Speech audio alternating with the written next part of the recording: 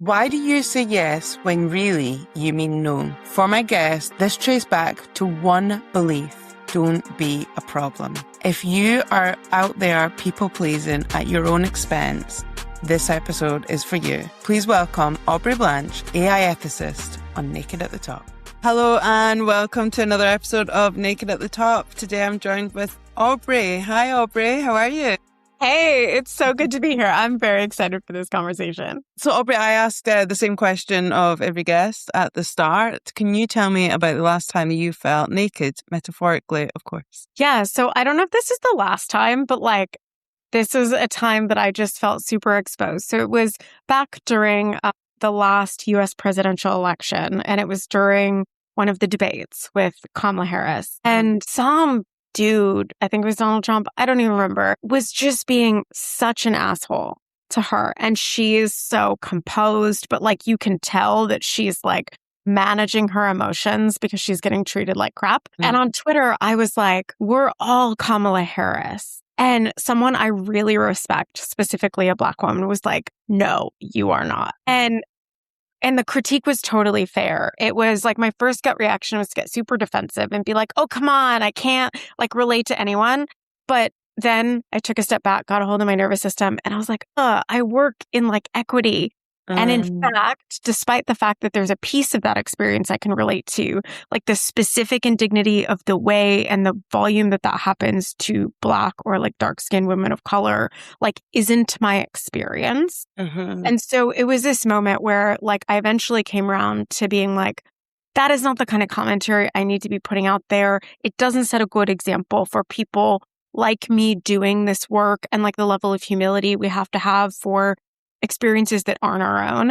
And so, but it was just I felt so embarrassed. And and again, shout out to the person who gave me the feedback because I think it was useful in terms of my growth, but I felt shameful. I felt like I should have known better.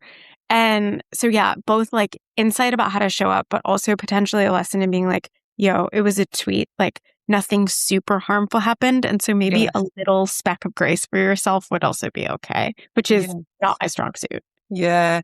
Did you, because I can just imagine being in that moment, that kind of did you feel in that moment, I just want to delete it? What was going through? Totally. Yeah. Totally. I did want to delete it and I thought about it and I was actually, I think the more useful thing to do is for me to leave it and leave and kind of show people that even someone like me who's considered an expert, and I think it's important to put that in quotes because there's always, it seems like the more I know about something, the more I know that I don't know. But I think it's actually useful to have that feedback shown. Also for people to be able to see that folks doing this work get stuff wrong and try to do better the next time. So to me, a lot of the decisions that I try to make as kind of an ethicist or as a leader goes down to what's the useful lesson that this thing teaches? And sure, I need some emotional support and someone to tell me that I'm not a crappy person, but I don't need to do that online. I can use my own support community for that. And so that was a part of the thinking for me was it's actually educationally useful to my following for people to see that I'm not perfect, but also give the respect to the person who took the time to give me the feedback. Yes, yeah. So did you kind of respond back to her afterwards? No, I totally just shut Twitter and went and hid in my room for an hour and freaked out and felt totally ashamed. But it's someone who we had, a parasocial, respectful, friendly kind of relationship. So it wasn't done maliciously. I read it as someone who was this is a person worth giving feedback to and they're kind of stepping out of line. So we maintained our friendly parasocial relationship or whatever. So I assume it was fine. But yeah, it was just a good check and a reminder again to stay humble that sometimes you're flip and sometimes it lands wrong and you can take a lesson from that. Yeah, and we all have those moments. And totally. I think it's great that you didn't delete it and you did sit with it and let other people now see it. I will say my entire Twitter is deleted now. So oh right. So it did eventually get deleted, but not specifically in that moment. So could you tell us a little bit more about what you do? And I know you run Mathpath and just give us a little bit flavor of who you are. I kind of have like a funny background and 2 jobs, sort of, maybe 3. So I've spent the last 13 years working in kind of multinational technology companies as a leader. And the specific job title, I think, isn't that helpful. But I help businesses think about growing and scaling in ways that are fair and equitable. And so that work has touched branding. I've often sat in the HR team, but like the boundaries of my job were not captured by that.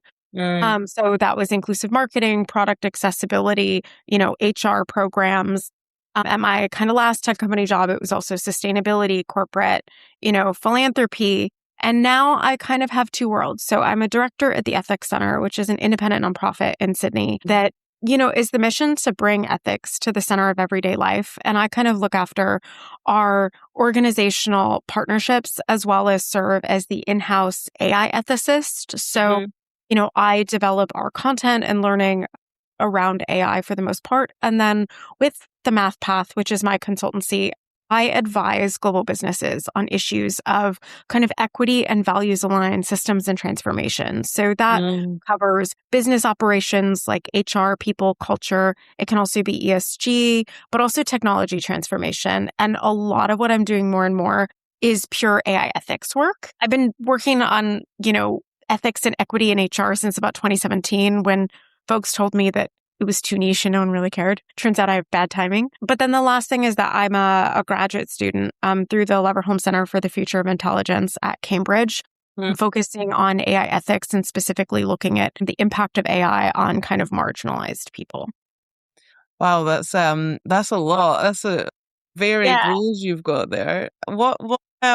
How has that grown over time? Because I imagine that's evolved over time. Like, how did you get into it, and how's it? I think I've always kind of had a desire to work and be able to translate kind of really rigorous thinking into real world impact. So I dropped out of a PhD in my kind of early 20s because I loved the intellectual stimulation, but I felt really far away from the impact or like making the world better. And that just didn't fit for me.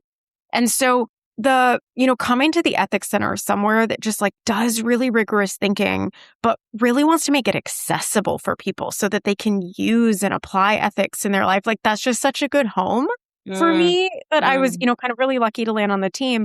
And then the Mathpath allows me to expand my impact where, folks might not have need of a full-time person, but they do want an expert in a particular space who can help them think through it or design a strategy.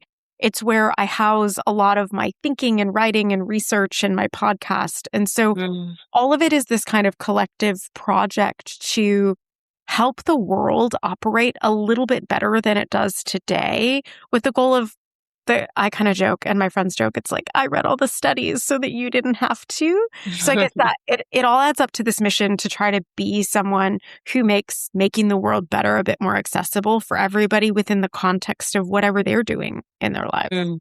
And what's driving that? But, why do you want to do that work? Yeah, I think so. I've always kind of had like a really intense justice sensitivity, like really classic, probably neurodivergent kid thing. But also, I've talked about this publicly before, but I had a really rough start to life. So I was born into a family that had a lot of disadvantages. And I was adopted when I was nearly 3 by my parents who are incredible people, but who were also, kind of upper middle class and had the kind of resources to give me a life that I am wildly grateful for, but I'm really conscious is a little bit arbitrary that I got compared to other people who are born into circumstances that are really challenging.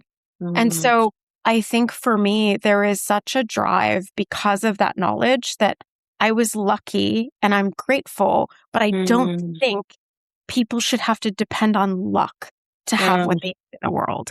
And so I guess for me, I can't think of a better thing to do with my time than try to help other people access the kind of things that I had access to, from my family and then kind of the lead on to there. So it's a little bit like I'm really acutely aware of how unlevel the playing field is. And I'd like to try to do what I can to make it just a bit more level. Yeah, it's like kind of giving back. Is I've been given a lot. And so I think that gives me a lot of responsibility to kind of pass it on, to other people where I'm able to. Yeah, that's beautiful. It's beautiful. The next part of the podcast I call Mirror Mirror, and there's a great segue into it because I got a voice note from your best friend who talked very highly of you, and I'm so excited for this. I cannot imagine. What was that? Well, you must have, I don't know if you gave her a memo or something because, she didn't spill any tea. But no, she talked very highly of you.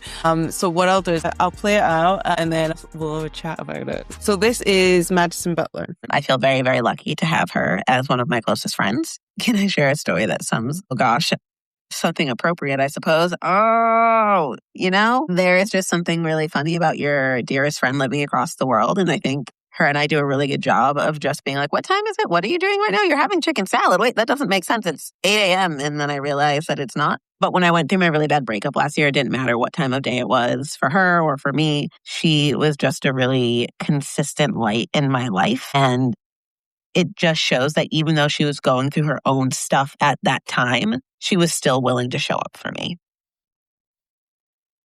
How does that make you feel hearing that? Oh my God, it makes me feel so smushy. I love her so much. No, I think that speaks to probably the reason that we're such close friends. So that the backstory is that we got seated next to each other at like a speaker dinner at like a culture conference. I don't even remember what year.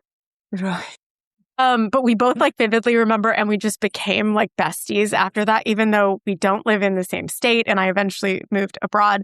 But I think it speaks to something that's really true of all of us. And I think really true of the way humans I'm around in my life is, which is, I think there's this kind of idea about like put your mask on first and then help other people.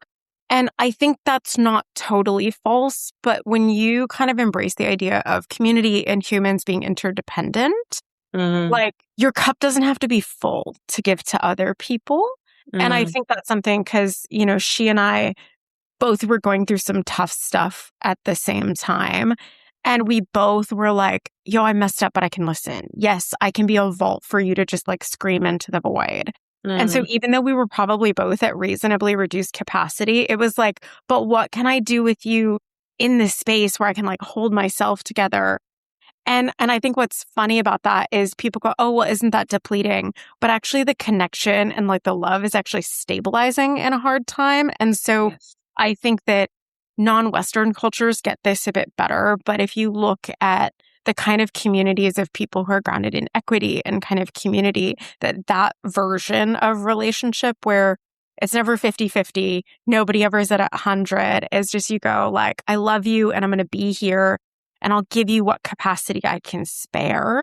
And then there are times when everybody feels abundant and you're just like pouring in and there's extra for everybody else. But like, that's it. Yeah. She's one of my favorite people in the world. Her integrity is incredible. And she teaches me all these skills about how to be a better human. But doesn't shame me for the things I'm bad at. Well, it's like, you're filling each other's cup up. Because I've heard a lot of people saying, wait till your cup's overflowing before you give to other people. But in those moments, you can almost fill each other's cup. Totally. And there's that saying, it might not necessarily be relevant to this example, but misery does love company. And I think sometimes going through something with someone else is helpful because I know if I'm going through something, if I go to a friend and everything's great and her life's going great, sometimes it's not actually that helpful for me. Totally. And they can't always relate. But I think, Maddie and I have both like dreamed together and that like the things we believe about the world can be true or really aligned and that we can care about people's dignity and respect their authenticity and all of that. But also like are a safe space to be like, the world today is so frustrating. Like all these things that are broken don't have to be broken. And so I think having that space where we can be humans, but we also work in related fields. And so there's just like multiple lines of where we have that connection. But yeah, it started out as like a professional connection that went into like, oh, wow, as humans, we're like super similar. Even though if you like saw us online, we're probably not the first two people you would think of that are really close. And like there isn't a ton of evidence that we know each other online, but like constantly on chat all day. Yeah. I got 2 voice notes. It might have been your other friend that said this, but she talked about, boundaries and you're getting better with boundaries. So is that something you struggle with? My gosh, I am terrible with boundaries. So professionally, I'm actually quite good. Like, Yeah. I'm really clear about how to work with me and what works with me. Because as you kind of heard, I'm really busy. So I'm really rigorous about where I spend my time. And either because it's advancing something that I'm like responsible for like a client or the job, or it really aligns to like where I'm focusing and the change I'm trying to find in the world. So I try really hard to be like, I get lots of like inbound for partnerships and collaboration. And I, like in the previous world, used to say yes to everything and then burn myself out because I didn't want people to feel like if I was saying no, that their idea was bad. But I realized as I've gotten more mature that over time, saying yes to everything does everyone a disservice. Like, one, it burns me out. But also, if I say yes to someone and then can't fully show up to that, that's not great for them either. And so professionally, I've like gotten a lot better. But personally, I am someone who, and I think any of my close friends would tell this to you, is someone who really tries to be compassionate to people and like ground my decisions and behaviors in compassion. And one of my challenges in personal relationships is that sometimes dipping into that like compassion side means that I don't set the right boundaries with people. So the idea is like everyone is deserving of compassion, not everyone is deserving of proximity. So you can wish someone well and you can have compassion for their story or their experience, but just because one, they're unhappy with you or they are struggling doesn't personally obligate you to fix it. Yeah. And that's something that I would say, like throughout my life for a lot of reasons, that mean that my therapist has a steady engagement. But that's probably a thing that I'm still working through is what does it look like to balance, what I need in my well-being and also kind of controlling my little bubble to be clear about the kinds of engagements and behaviors that work for me and what being in community looks like for me, while also not while having compassion for people who fall kind of outside the bubble for time management reasons or because their behavior doesn't work for me or anything like that. And I would say that's like the big personal growth journey I'm doing. And I'm just like counting on the fact that I've gotten better at it professionally. I'm like, okay, you have the skill. Apply it over here. I've got so many questions because it's an area that I'm working on as well. But with the professional, quick word about our sponsor, your HR. What if HR could be the easiest part of your business? Your HR work with hundreds of businesses to cut the jargon, simplify the systems, and help build workplaces where people genuinely want to be. Their consultants live and breathe HR so you don't have to. Find out where your business stands with their free HR health check and walk away with a plan. Head over to yourhrsystems.com/health check to get started. How would you say you were able to move to that, wanting to say yes to everything, to being able to say no? And how did you feel doing it? Because I know that's something that I try to do and I'm always just like, oh, I hope they're okay. I don't want to upset them. Totally. So I think the big thing for me was reframing it around like, I have a really hard time doing things when like I'm the only person who benefits from them. So I don't know why, maybe it's my neurotype or something like that. But so for me, reframing boundary setting as aligning myself to my greatest impact and my greatest purpose in terms of the work that I want to do in the world and the impact that I want to have, that was really key. So that I was able to see that behavior not as negatively impacting people who probably have values alignment and things like that, but like, what is my highest and best purpose? And how do I get really dedicated about like staying in my lane, basically, because I can't do everything. So getting clear and doing that thinking gave me, and there's literally like a working document that sometimes if I'm like want to get into my people pleasing mode and saying yes, I will literally go back to that document and say, does this yes achieve this? If not, it's a no. So I had to like build my own infrastructure because emotionally I am completely a mess about setting boundaries. Yeah. So you've got that clarity, but as you say, you're still working on it. It's totally. It's a continuous thing. It's like someone always says like every model is wrong, but some are useful. Like this working doc is like not entirely correct, but it is useful. Yes. Yeah, it's a tool you can use. So then why do you think it's hard to then do it on a personal level? I just think it's different. Like, because in the personal realm, it actually is about me and my well-being. And I have always struggled with kind of that self-focused motivation. Let me be clear, not that I'm never selfish or anything like that. Of course I am. Like, I'm a person.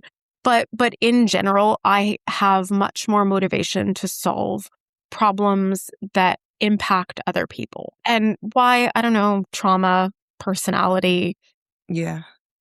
ethics, like whatever the reason, it's kind of built in at this point. And so I think it's like someone said to me the other day, we're having a deep conversation, like, why don't you value yourself at the same level that you value everyone else?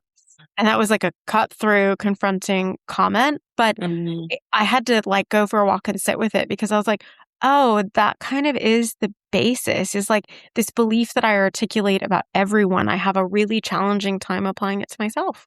Yeah, it's hard. This goes back to that putting on the oxygen mask first that you referenced. Totally. It like you maybe putting on other people too much, maybe not yourself. Like how many people, so I'm a Virgo, and I'm like such a Virgo. And like the self-criticism, I'm like, don't bother criticizing me. I already have 17 versions of that in my head.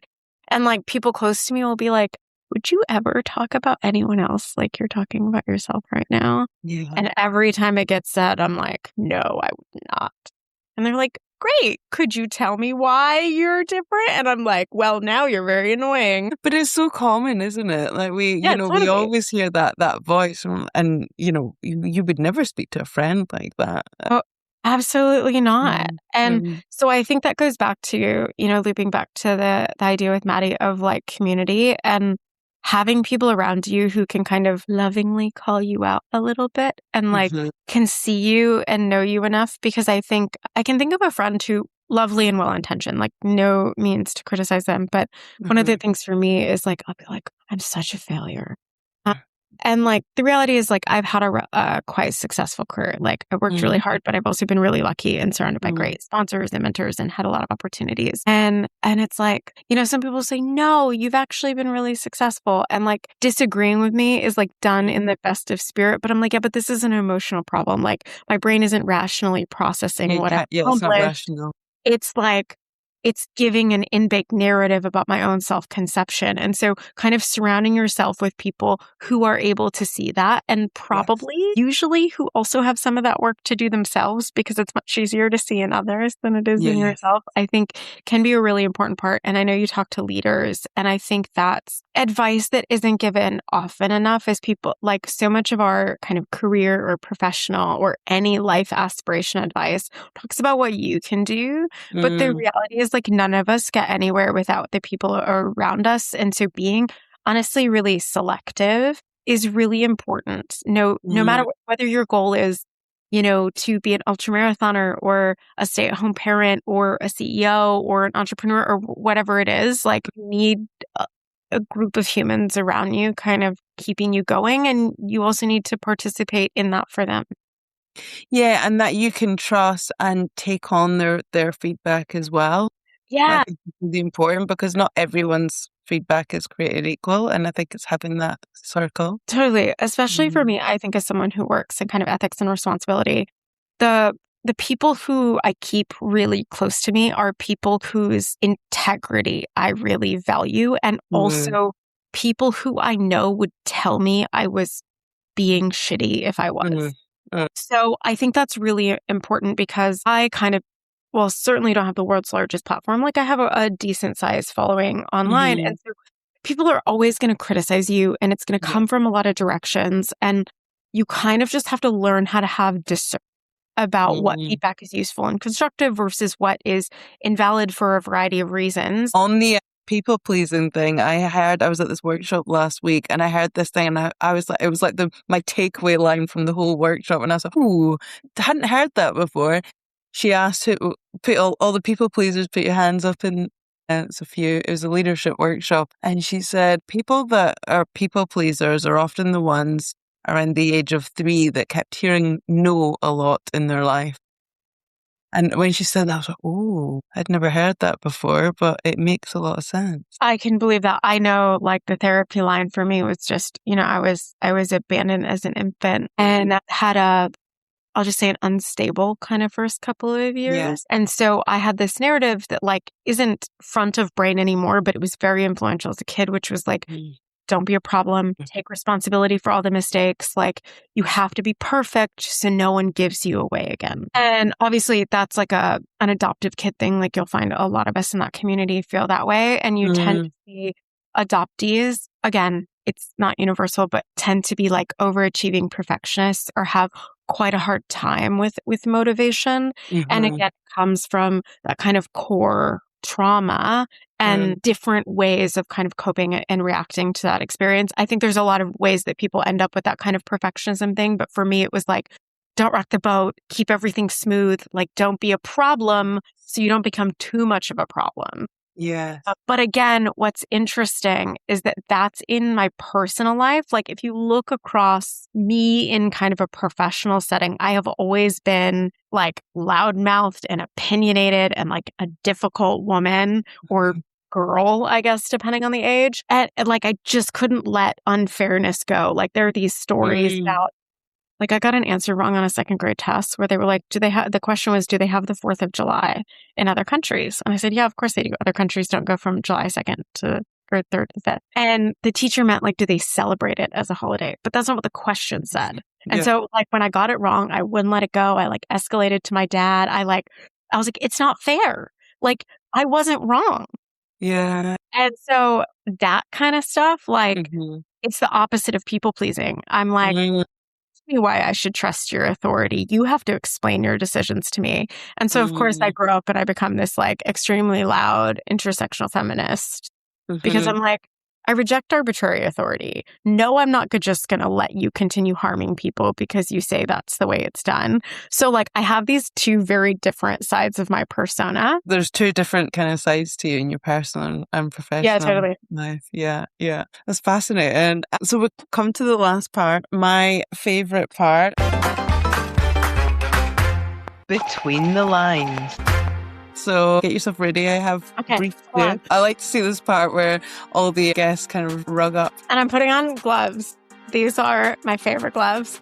So I'm putting on my winter gear because it's actually properly winter in Sydney now. This is the second day of winter officially. So I got my winter gear on. I've got earrings. Like I'm ready for you to call bullshit on me repeatedly without turning this into strip poker. Well, I have a feeling that you're going to do quite well. And it's funny because I'm always like with the last few guests, I'm like, oh, you're winning. Of course, I have to turn everything into a competition. You know what? I love that. If we need a little competitive edge, I'm down for it.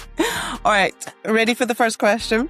So excited. Okay. So on your form, you said the one thing you wish someone had told you earlier is your self-worth isn't determined by whether you personally defeated capitalism. So it sounds like you're slowly learning this yourself, but do you still tie your self-worth to that or your achievements? I mean, that was a little bit of like a tongue-in-cheek framing, but I just think there were periods of my life before where I took like the weight of the world on my shoulders. And I was like, oh, if an inequity happened in the company I worked for, if I didn't stop it, I'm responsible. And so I like took more than 100% of my responsibility for things that I couldn't control. And that came probably from a lot of complicated places. But yeah, I would say I have worked on it. Like I've gotten a lot more discernment around, could I reasonably have prevented that within whatever constraints I have?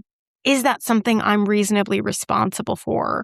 And that's been really important because I want to do this work in the long term. Trying to make the world fairer is not something that's going to happen, in 2 to 3 years. And so something that I've done as I've gotten more mature is what is a sustainable practice? So not blowing everything up on the first pass. And how do I make sure that there is time for rest and letting other people pick up pieces that are not for me? So yeah, I would say it's a constant process to be calibrating what is my job versus what can I, wish could change, but don't need to pick up personally. Yeah. So it's a marathon, not a sprint. It is a marathon, not a sprint. What about achievements? Do you find sometimes you carry your self-worth to your achievements, to what you achieve? I do, but I don't I don't really benchmark myself against the kind of achievements that like other people think are valuable.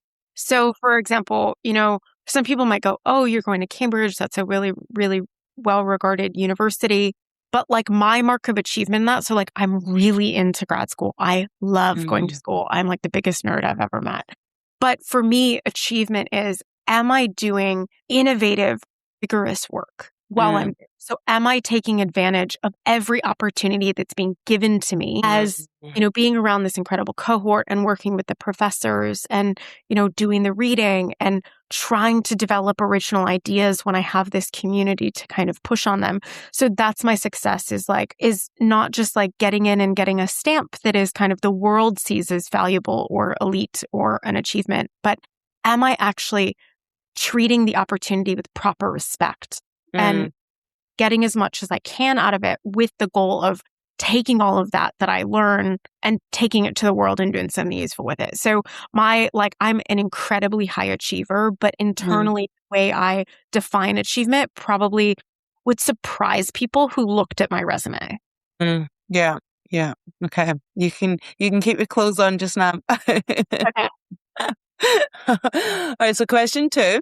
So I love this one because reading this form, we're similar in this area. So you said you love fucking with gender expectations. So is that something that comes naturally to you, or is it something you actively pursue? And do you still feel a pull to perform particular roles as a woman?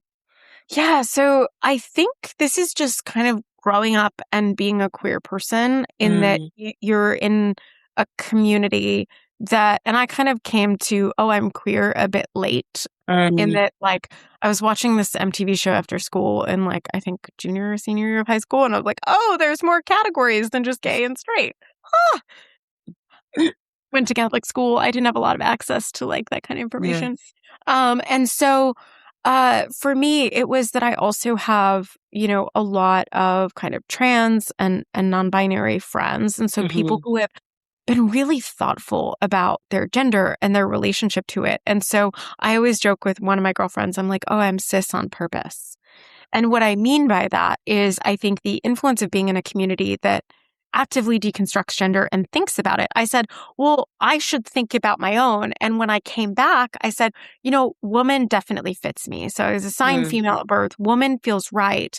But when I dig into the components of that, part of the reason that I struggled in some ways was because there are certain aspects of like feminine expectation that I very much relate to. So my aesthetic is very feminine. Like I like dresses and bright colors and I care about my hair and I really love getting dressed up, like very girly for the most part. In that way, I'm very kind of emotion and intuition driven in a lot of ways, but then I'm also very analytical and mathematical. I was raised by a dad who would never call himself a feminist, but like, if you don't claim the label, it still claims you. But like he taught me, he was like, you'll be independent, you'll manage your money. He always took me seriously intellectually and recognized my kind of mathematic and analytical abilities in ways that are traditionally masculine. And even in some relationships, I inhabit a bit more of like the husband role as opposed to the spouse. And so I think that's what I mean is that the qualities that are actually me are socially coded as masculine and feminine. And like, I get a bit of joy out of like making people kind of freak out by doing things that are traditionally coded as male, because I think it's like actually really good for creating space for anyone to pick the elements of gender that make sense for them in whatever remix is authentic, to have people in the world experience people who just like do stuff weird with gender, because like step 1 is just getting the world to kind of realize that it's all a bit arbitrary and can be mix and match if you want it to be. And so that's what I mean when I say I kind of have a queer relationship, is like I definitely feel like a woman, but my version of that inhabits very different pieces of kind of the masculine and feminine bucket. Yes. And I loved reading that. It made me smile when I read it because so I'm married, I've got 2 kids, and there's been a few times where conversations have happened where women have been complaining about the men not tidying up, not picking up after themselves. And I'm like, this must be what goes through Tom's mind about me. But I've spoken up at a few of those circles and said, well, actually, that's not completely true, because my husband actually takes on that role. He does all the domestic stuff. He's the one that's in the parent groups on WhatsApp, and he'll tell me if I need to know something. And I like to say that because I think as a society, we assume those roles and we talk about them, and it's like, well, no, but that's not everyone's reality.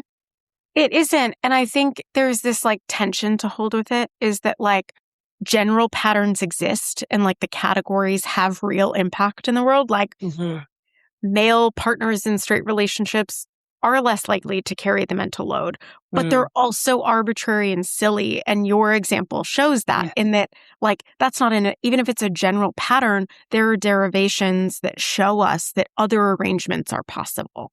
And so my kind of wish for everyone, whether it's gender or relationships or your career or whatever, is not to tell people to do a certain thing, but to think about it and pick whatever you're doing or who you are on purpose. Like, do it with intention, but know that you can kind of pick and choose, recognizing that like people have different constraints that, you know, give them more or less options depending on a whole lot of factors. But like as a baseline, the idea that like nothing really comes as a required predefined set, I think is useful. Yeah. And have you ever felt pulled towards a particular feminine, womanly role yourself? No, I think my mom was an entrepreneur and my dad was, you know, a corporate executive. And so I didn't, but I knew, you know, I had friends whose moms were stay-at-home moms. I don't think anyone with a stay-at-home dad. And so I always just kind of thought that I would be an entrepreneur or like be in business. And I think it was just because that was how my family was. And that was, you know, the closest woman who like, I think my mom walks on water. She's just like the most amazing person in the entire world. And like, I just want to grow up and be like her.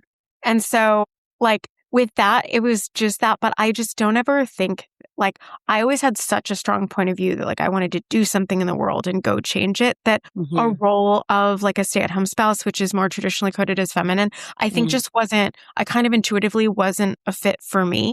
Yes. Yeah. And like my personality. In some ways. But I think I was lucky to get exposure when I was young to like a lot of different families and, you know, women who had different types of lives. And so I kind of had this baseline. It was never articulated by my parents, but like just by our community, that I was like, people do lots of different things and they're all great. And I am so grateful that that was kind of my lesson about what women can do. The answer was like a lot of things. Yes. Yeah, so from what you saw, there was like no limits in a way. You can go after what you want. Yeah. Yeah, and it didn't prescribe a particular path. It was that people do different things in life because they're different, and that's great. Yeah. Yeah. Great. All right, you're winning. Oh, yes. All right, so question 3. You said you sell social justice primarily to white men. What's the line you've heard from a white male recently that made you want to walk out of a room? I like put an idea out on the internet and he was like, I can't wait to debate you about that. And I was just like, why the intellectual dominance? Like, couldn't you just ask me a question? And like, I had a whole meltdown about it on a plane. But the actual useful lesson in that, in the story that I can kind of tell, is I really only work with people who have good intentions. And what I mean by that is like people don't seek me out to work with me if they don't have the kind of values that they like care about people at some basic level. But they probably have some self-awareness to know that like they don't know exactly how to get from like their intention and values to like a system that works and aligns to that. And that's where I come in. Whether I'm like coaching them or, you know, building talent processes or an AI governance framework, like it's all kind of the same method of like, let's articulate the values clearly and then build a system that reinforces that. But that example, like this is someone who's really smart, like I think well-intentioned. I would have no reason to think he isn't, but he doesn't get that like men constantly tell me I'm wrong. before they ever try to listen to me, and that there are other modes of discourse. That like, you know, I have a podcast and my co-host and I talk a lot. We get a lot of feedback that's like, you often disagree with each other, but neither of you is trying to win. And so that's an example of where like the work I do within technology, like you kind of have to say to men like, hey, you've actually been taught to like argue and disagree with people as a mode of connection and discourse. Yes. And for some, like, you are less likely to get pushback than, you know, for me, a woman in tech. And so like for you, that's appropriate way to engage. But because my voice constantly gets drowned out, like you're making me exhausted and not want to participate because for something that happens once a day, it happens to me 15 times a week. Yeah. You know, and so that's what I kind of offer is, and I try to sell it to people, not by like yelling at them or shaming them. You know, I've written about this online, but I don't name people because I don't think it's helpful or kind. But like the lesson is like, if you're a man, take a moment to question whether the way your behavior has been socialized actually has the impact you're intending. Because like this person did not have a bad intention. Like they weren't trying to be a jerk. But it was like, come on. Like, what if you started with, hey, I think I might disagree with that. Could I know more about what you think? Take a moment to like actually consider my perspective and then get my consent to say, can I share where I disagree? Yes. And the reality is like, we don't have to have like a winner idea at the end of that. We could actually just be enlightened by each other's perspectives. But the other reason that was exhausting, and I've also written about this, is that this person had an idea that was quite like normative in that they like the idea that they had was relatively mainstream. And so it's like, okay, it's a mainstream idea. It's a good one, or like it's a valid one to consider, but I've heard it 15 times. And you're mistaking your lack of familiarity with my ideas and assuming that I'm having the same experience with you, and I'm not. Because you're not necessarily aware of the way your information ecosystem reinforces your ideas, where my voice isn't as mainstream. And so I share that dynamic because I see it with well-intentioned people who aren't as aware of their positionality and what it means for the ideas they have and the way that they engage with people, because they just don't experience like getting shut down and having their ideas tossed out as often as folks who are maybe from fewer dominant identities. And again, remember that I'm still very privileged. So like I'm not all the way down the chain on this, but I'm aware that I'm not at the center either. Are you a parent sick of arguing over screen time? Then look no further than AIX Family. It was built by a dad of 3 who had spent a decade in network security after he couldn't find a parental control that suited all his needs. AIX Family is the parental control platform they can't delete. It's built at the network level, so deleting the app or using another VPN gets them nowhere. And when it blocks something, it tells your child why. It's pre-launch. Join the waitlist at AIXFamily.com to lock in founding member access when it launches. Now back to the show. Yeah, and it's good to have those open conversations as well. Like often if I hear that somebody thinks a different way of me, you know, maybe different politics or whatnot, I'm like, let's talk about it. I'd love to understand more because I genuinely want to know. But often when that's happened, I was like, oh no, let's not, because I don't want to get into an argument. I'm like, oh no, it's not going to be an argument. I'm just curious. Right. I think like, and I think algorithms have really harmed this in a lot of ways, is that we become really intolerant of people who have different viewpoints. Now, I do have a line, like if your belief is based in like the dehumanization of another person, fuck no, I don't have time. Yeah. I don't. That is beyond kind of my normative commitment to listen to you. I like don't wish harm on you. But like, I'm not going to engage if your basic value is like some humans have more value than others. Like, there's no basis of agreement there. But like outside of that, I'm like, what if instead of this idea of like, there is a correct answer, There are lots of appropriate answers. And for me, like, quite frankly, I really like being a smart person. And I think that the number one way I do that is to listen to voices that are different from mine, because sometimes it means that I totally change my opinion, or it means that I clarify my own position because it gets pushed on in ways that I didn't anticipate. And so, like, the way I get smart is, one, I take feedback about where I'm wrong because I like being right. But also, it makes me think, and it makes me test my ideas so that what I do, I can do with more conviction. And so that's what I would want to put in the world, is for folks who have kind of socially dominant identities, and you can think of that broadly, is like, what if you weren't trying to win? What if you started one with curiosity, and then you got consent before you presented your disagreement? Like, because the thing is, if you engage that way, people generally want to hear your idea. Yes. Yeah. And so, like, you actually get the intellectual debate that you want without trying to make it a competition. Yes. Yeah. And an argument. Yeah. Okay. You can keep your scarf on. Okay. Question 4. And we've touched on this already, but let's see where you go with it. So what's really driving you today? And are there times where because you're trying to take on a lot and there's a lot of change you want to see, but other times where you look at the world right now and think, this is just too hard, I can't carry this anymore? Yeah. So yes, I feel that way and I think that way, but I remember that cynicism is an option for the privileged. And so I, as someone who has, a bunch of marginalized identities, but tends to like exist on the privilege end of the spectrum of that label, I think about it as, the idea to look away from tragedy, for example, forever, like that is because I'm lucky and insulated in many ways. And so to me, my ethical obligation is not to do that. And so part of it is the discernment to go, wow, if I'm getting really cynical, if I can feel myself getting to burnout or compassion fatigue, yes, it's okay to take a step back and take a break and take some weight off my shoulders. But my personal belief for myself is that has to be done in service of long-term sustainability.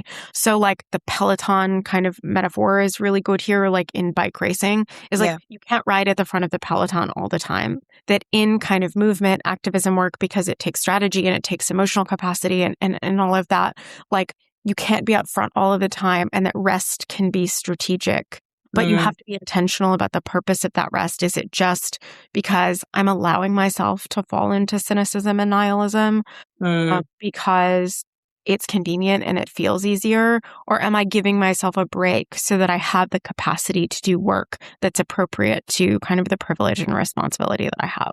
So like I get down, you need a community to pep you up. But for me, I don't think it's permissible for me to do nothing and opt out. But that can also show up in different ways. So if, the big world is scary, maybe I'm like, I'll practice my values just in my friendships this week. Yeah. But like, I'm going to keep being that person and keep taking a little step towards making the world the way that I think it could be better. So you always question it. Yeah. But I think I have suffered burnout a lot, and it's because I didn't do that strategically. And I was like, you're so privileged, you can't rest. And that's not a helpful frame. Because then you burn out and kind of become useless to, the cause. And so I think it's about principled rest and principled opting out, where it's about self kind of preservation so that you can continue supporting kind of broader, work to make good change. Yeah. Brilliant. I was a really clear answer, but I think you could have gone a bit deeper. So I'm going to ask you to take your scarf off. Oh, okay. My hair great now? It's lovely. Now I can see all your hair. All right. The final question for you, Aubrey. So I want to talk about navigating change. So what's the last big life change that you went through? And how did you move through? I changed jobs and initiated like a separation with a partner within like 30 days of it last year.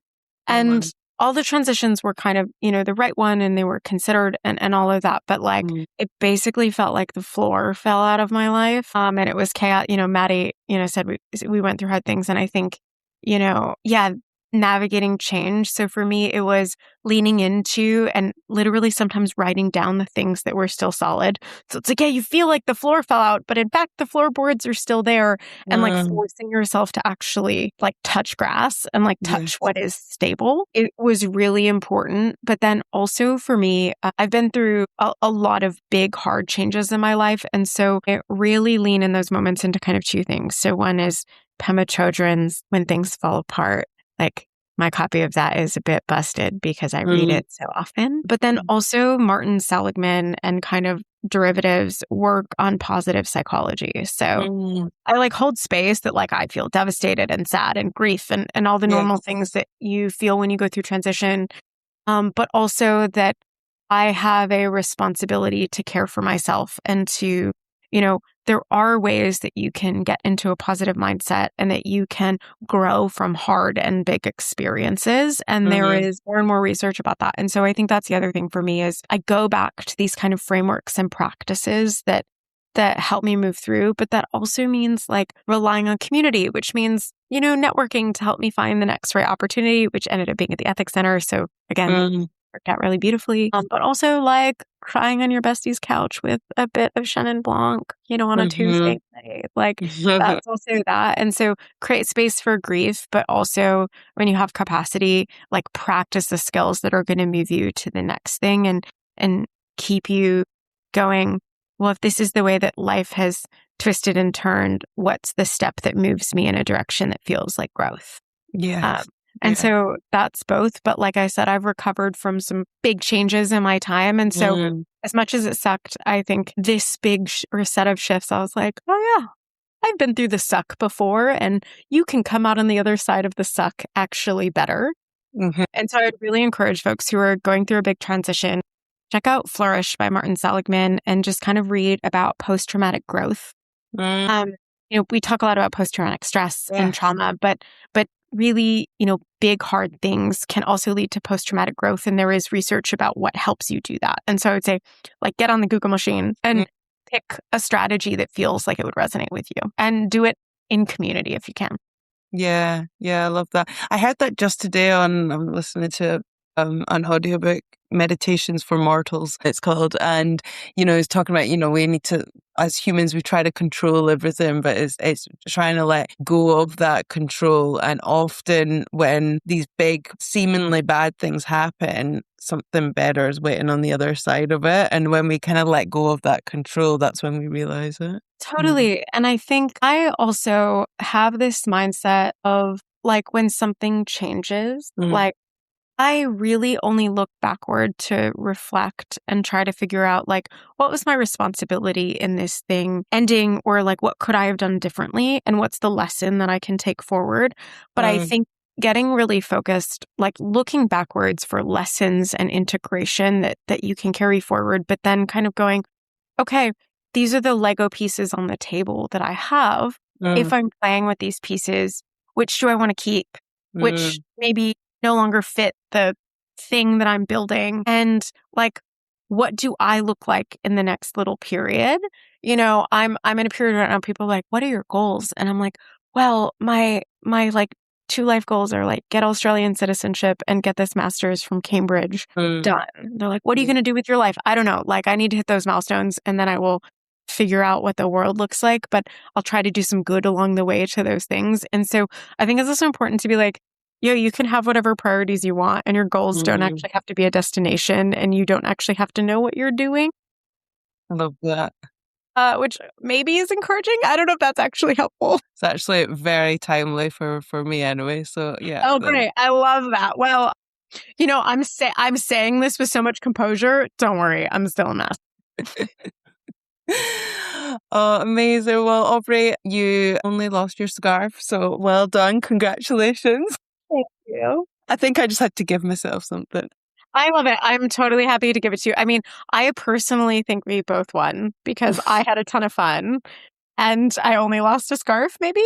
No, this was a great conversation. I really appreciate you coming on at Naked at the Top. And just for those listening, and we will put links in the show notes, but if people want to connect with you and get to know more, where's the best place to go? Yeah, so my website, aubreyblanche.com. You can get me on LinkedIn, or my podcast, which is The Babes, where we do kind of sociopolitical analysis of AI from an Australian perspective, is on YouTube and Spotify and Jobs Weekly. So any of those, come listen to me think out loud. Love it. Thank you, Aubrey. Thank you so much for having me.